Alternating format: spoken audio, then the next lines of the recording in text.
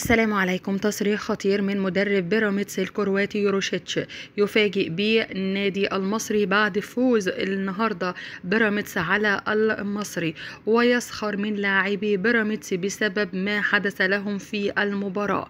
في البداية ما ننساش نعطر فمنا بذكر الله والصلاة والسلام على رسولنا الكريم.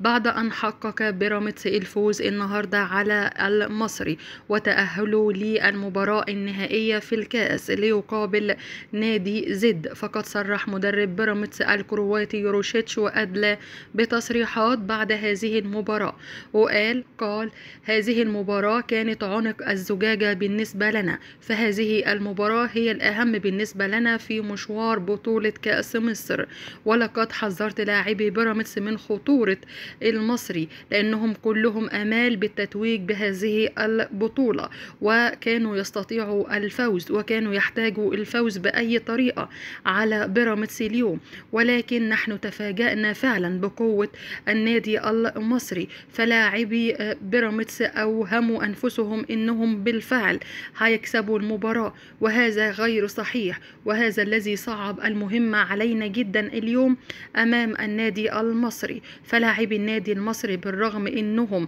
كانوا لديهم طموح كبير جدا جدا، وبالفعل كان واضح عليهم داخل المباراة، وما اكتفوش أبدا طول المباراة انهم يحاولوا على المرة، ويمكن شفنا الاستحواذ كان كبير جدا جدا ليهم، وده اللي ميز لاعبي المصري النهاردة عن لاعبي بيراميدز.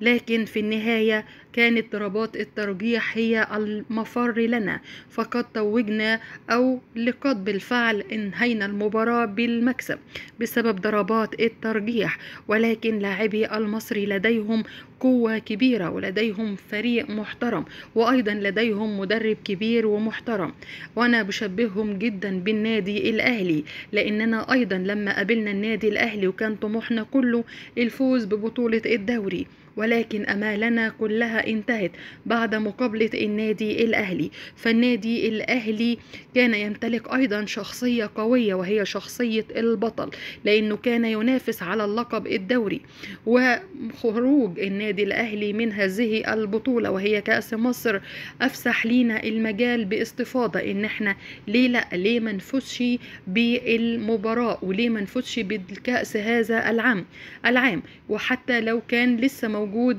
نادي الزمالك فكانت مباراته ستكون سهلة جدا علينا. يمكن الزمالك خرج بدري أمام طلائع الجيش، ولكن حتى لو كنا هنقابل الزمالك اليوم فكانت برضو المباراة هتكون هينة لينا. في النهاية بقول دايما للاعبي بيراميدز قدامكم الفرصة، ليه ما نلعبش ونكسب الكاس، ويبقى كمان قدامنا بطولة كمان وناخدها من النادي الأهلي السوبر المصري إذا توجنا بالفعل بالكاس. وده كان تصريح الكرواتي يوروشيتش مدرب نادي